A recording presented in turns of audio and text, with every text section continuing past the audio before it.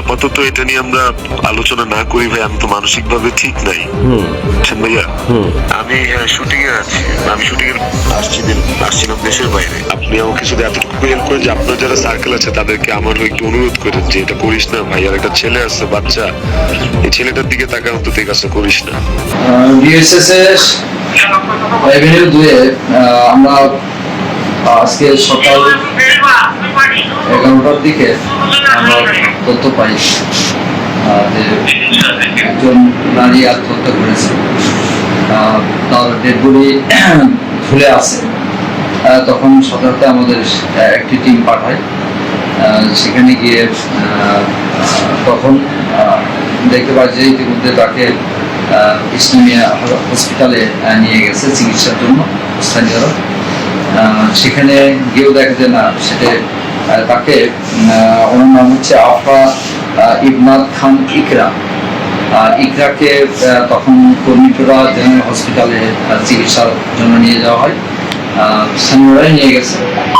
তারপরে সেখানে তাকে চিকিৎসা দেওয়া হয়, তার আগে তাকে মৃত ঘোষণা করে। তো এখানে আমার পুলিশের একটি টিম ওখানে গিয়ে তদন্ত করে এবং সিসি ক্যামেরার ফুটেজগুলো কালেকশন করে।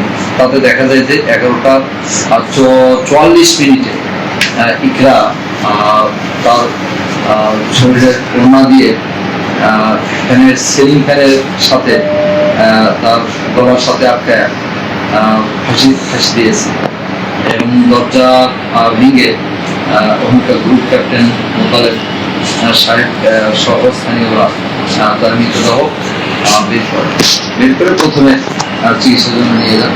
তারপরে মাধ্যমিকতলা থেকে তার মৃতদেহের ইনকোয়েস্ট করে পোস্টমর্টম রিপোর্টের জন্য আমরা সোহরাওয়ার্দী মেডিকেল কলেজ হসপিটালে প্রেরণ করেছি।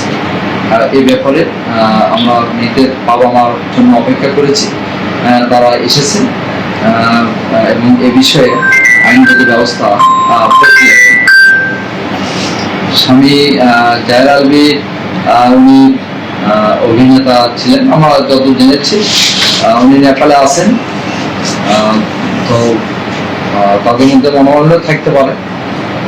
এখন কি কারণে আত্মহত্যা করেছে এটা আমাদের তদন্ত চলমান, নিবিড় তদন্ত অনুসন্ধান সাপেক্ষে আমরা পরবর্তীতে একটা বিস্তারিত ফাইনাল। প্রথমে আমরা পরকীয়ার এই ধরনের কিছু পাই, ফেসবুকে একটা পোস্টের তথ্য আমাদের হাতে এসেছে, সেই লক্ষ্যে আমরা এটা আত্মহত্যার একটা অবহেলাজনিত বিষয়টা আমরা প্রাথমিকভাবে মনে করতেছি। আমরা নিবিড় তদন্ত চলমান আছে। বাবা অভিযোগ দিচ্ছে, অভিযোগ আমরা সম্পূর্ণ হলে এতে নিয়মিত মামলা করতে হবে।